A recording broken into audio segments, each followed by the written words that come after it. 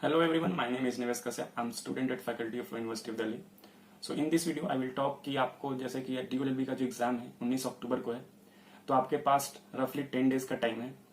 तो इस 10 डेज में आपको रिवीजन कैसे करना है और आपको वो गलती नहीं करना है जो आप एग्जामिनेशन में हम जनरली करते हैं। मेरे से भी हुई थी गलती, तो मैं नहीं चाहता हूँ कि आप सब भी वो गलती करो, क्योंकि एग्जामिनेशन में हम छोटी छोटी गलती कर ही देते हैं। तो उसी सारी चीज़ों पे आज मैं इस वीडियो में बात करूंगा कि कौन सी ऐसी गलती है जो हम एग्जामिनेशन में कर सकते हैं और उस पर आपको ध्यान देना है। तो सबसे पहले कि आपके पास 10 दिन का टाइम है, तो उम्मीद है कि आप रिवीजन ठीक कर रहे होगे। तो इस टाइम पे सबसे इम्पोर्टेंट चीज़ ये है कि अभी जो आपने पढ़ लिया अभी तक, उसके अलावा अब कुछ मत पढ़ो, नया कुछ पढ़ने की ज़रूरत नहीं है। आपने जो पढ़ा है उस पर बिलीव करो और उसी को रिवाइज करो, क्योंकि इस टाइम पे सबसे ज़्यादा जो आपका इंपॉर्टेंट चीज़ है ना, जो सबसे ज़्यादा आपके एग्जामिनेशन में यूजफुल होगा, वो है आपका रिवीजन। आपका रिवीजन कितना अच्छा है, इस पे आप अब जो है कि आपका मार्क्स डिपेंड करता है, आप कितने अच्छे रैंक लाओगे। तो रिवीजन तो आप तरीका होता है सबका अपना अपना किस तरीके से रिवाइज करते हैं, लेकिन जो अभी जो रिवीजन है, आप अभी मॉक टेस्ट लगाओ। और मॉक टेस्ट बस इसलिए मत लगाओ अभी कि आपके कितने नंबर आ रहे हैं, आपका क्या नहीं आ रहा है, ये सब मत देखो। अभी आपको क्या है, एग्जामिनेशन मोड में आपको मॉक टेस्ट लगाना है।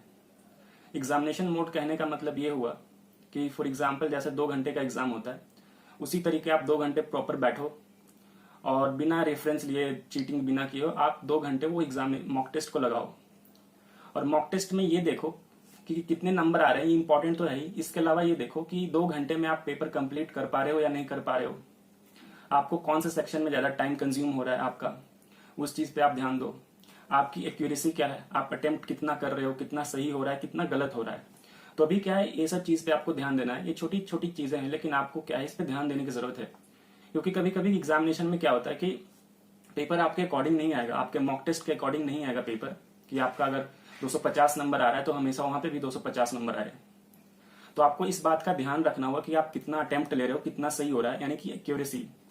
तो इस बात पे इसलिए मैं बोल रहा हूँ कि जब आपका जो रियल एग्जाम होगा, वहां पे अगर आप ज्यादा अटेम्प्ट कर देते हो इन केस, तो भी आपका नेगेटिव हो सकता है, या आप कम अटेम्प्ट करते हो तो हो सकता है कि आपका स्कोर उतना ना बन पाए। मैं दोनों सिचुएशन को समझाता हूँ कि एक अच्छा अटेम्प्ट क्या होना चाहिए एग्जामिनेशन में। तो एक अच्छा अटेम्प्ट क्या होना चाहिए, ये बिल्कुल डिपेंड करता है उस कैंडिडेट के ऊपर जो एग्जामिनेशन दे रहा है, क्योंकि कोई नहीं बता सकता कि उसके अकॉर्डिंग एक अच्छा अटेम्प्ट क्या होता है।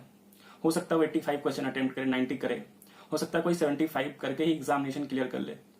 लेकिन एक क्राइटेरिया जरूर है कि आप ओवर अटेम्प्ट क्या होता है और एक अंडर अटेम्प्ट क्या है। अगर सपोज करो कोई बच्चा 50 से नीचे क्वेश्चन ही अटेम्प्ट कर रहा है, तो जाहिर सी बात है जो उसके अगर सारे के सारे सही भी हो गए, अगर 100% एक्यूरेसी है उस इंसान का, तो भी वो 200 नंबर ही ला पा रहा है, तो उसका सिलेक्शन नहीं होना है। और सपोज करो कोई बंदा है जो 100 क्वेश्चन अटेम्प्ट कर रहा है, तो आज तक ऐसा हुआ नहीं कि किसी का 100 में 100 सही हो जाए, ठीक है। तो चांसेस है कि आप नेगेटिव करके आ जाओगे। तो ये 2 सिचुएशन है कि आपको ओवर अटेम्प्ट भी नहीं करना है पेपर में और आपको अंडर अटेम्प्ट भी नहीं रहना है। तो एक आइडियल अटेम्प्ट जो होता है एग्जामिनेशन में अराउंड 80, 85 और मैक्स टू मैक्स 90 तक आप जा सकते हो। अगर आप बहुत ज्यादा कॉन्फिडेंट हो अपने ऊपर तो आप 95, क्योंकि देखो ये कोई सेट नहीं किया क्या इतना ही करना, आपको जितना लगे कि मुझे कर सकता हूँ, आ रहा है। और करने का तरीका होता है, मैं अभी आपको बताता हूँ। सबसे पहले जब आप अभी मॉक टेस्ट दे रहे हो, तो सबसे पहले क्या करो कि आप उस क्वेश्चन को करो जो आपको 100% आता हो, जिसमें आप श्योर हो कि नहीं ये तो होगा ही। तो अगर सपोज करो उस वैसा क्वेश्चन आपको 50 क्वेश्चन मिला एग्जामिनेशन में, तो ऐसा नहीं कि 50 छोड़, मतलब 50 कर लगा तो 50 करके आगे 200 नंबर ही आएगा उस केस में। सेकंड वो क्वेश्चन अटेम्प्ट करो जिसमें आप 50-50 श्योर हो। ऐसे क्वेश्चन आपको देखने को मिलेंगे एग्जामिनेशन में जहां आप दो ऑप्शन को इजिली एलिमिनेट कर दोगे, लेकिन जो दो ऑप्शन होगा उसमें आपका कंफ्यूजन होगा कि हो सकता है।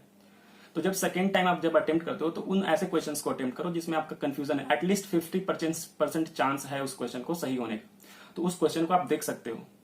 तो जो एक एवरेज अटेम्प्ट होता है जो हर स्टूडेंट करता है वो 75 to 80 के बीच में होता है। तो अगर आप आपका प्रिपरेशन अच्छा है, आपने अच्छे से तैयारी की है, तो आप 80-85 अटेम्प्ट कर सकते हो। मैं अपने टाइम पे मैं 86 क्वेश्चन अटेम्प्ट किया था और मेरे जो मार्क्स आए थे ओवरऑल वो 264 थे। तो ये डिपेंड करता है कि आप कितना, आपकी एक्यूरेसी है, आपका कितना कॉन्फिडेंस है उस दिन आपके एग्जामिनेशन में, आपको क्वेश्चन आ रहा है कि नहीं आ रहा है। तो इस सारी चीजों पे डिपेंड करता है।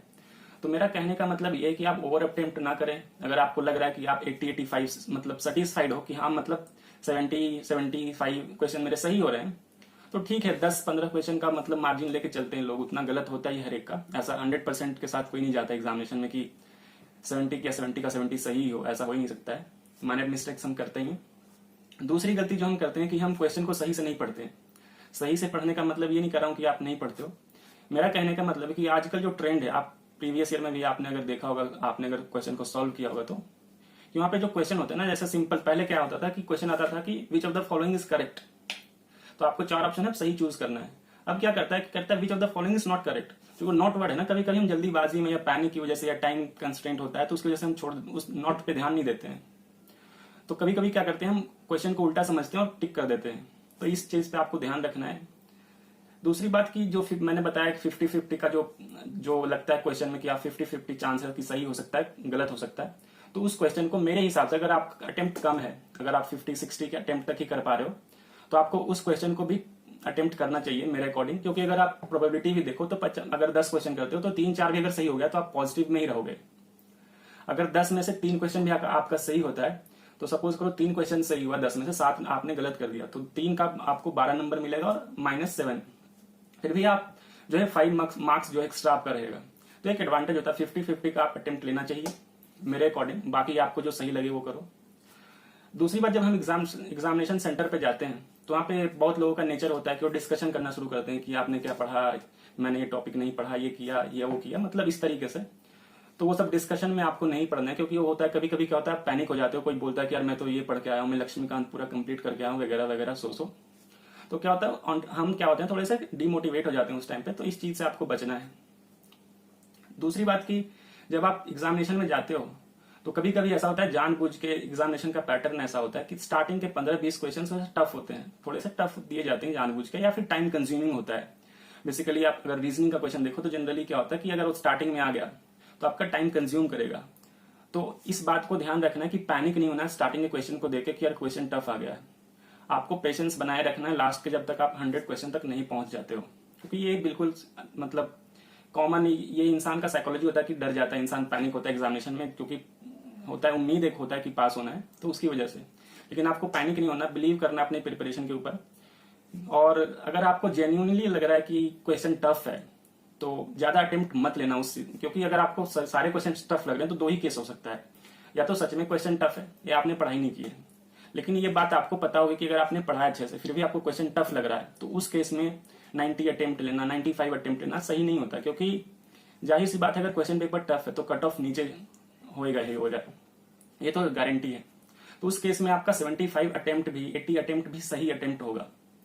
तो ये होता है कि अगर आप अभी से प्रैक्टिस करते हैं इन सब चीजों पे, तो आपके एग्जामिनेशन में काफी 5-10 नंबर का एक एक्स्ट्रा एडवांटेज मिलेगा ही मिलेगा। और 2-3 चीज और मैं बताता हूँ, जैसे कि अभी मैं क्वेश्चन डाल रहा हूँ टेलीग्राम के ऊपर एमसीक्यू फॉर्म में। जब फ्री टाइम अगर आपके पास हो तो थोड़ा सा क्वेश्चन देख लिया करो। तो जैसे कि आपको यहाँ साइड पे दिखेगा, तो लीगल नॉलेज DULLB करके है हमारा टेलीग्राम चैनल, वहां पे हम क्वेश्चन डालते हैं। तो जैसे आप खाते टाइम पे या जब फ्री होते हो ऐसे, उस टाइम पे ऐसे लगा दिया करो, ताकि क्या पता कि मतलब वो कॉन्सेप्ट रिपीट हो जाए, क्वेश्चन रिपीट हो जाए। तो इस केस में तो आप वहां ज्वाइन कर सकते हो। लास्ट 10 डेज में हम कोशिश करेंगे मोर देन 100 क्वेश्चन वहां पे डालें। तो और आपको कुछ भी पूछना हो एंट्रेंस एग्जाम से रिलेटेड DULLB के, तो आप हमें कमेंट बॉक्स में या हमारे इंस्टाग्राम पे DU फैकल्टी ऑफ लॉ के नाम से है, वहां पे आप हमें डायरेक्टली मैसेज करके पूछ सकते हैं कुछ भी। तो इस वीडियो में इतना ही। तो उम्मीद करता हूँ वीडियो आपको हेल्प कर सकता है अगर आप इसको देख रहे हैं अच्छे से तो। और बिल्कुल चेंज होने का ऐसा नहीं कि जो मैं बोला वही करना है आपको। हर इंसान की अपनी अपनी स्ट्रैटेजी होती है, उसका मतलब एक तरीका होता है एग्जाम को अप्रोच करने का। लेकिन अगर आपको इस कोई भी यूजफुल लगे तो आप इसको इम्प्लीमेंट कर सकते हैं। तो इस वीडियो में इतना ही। Thank you and have a nice day.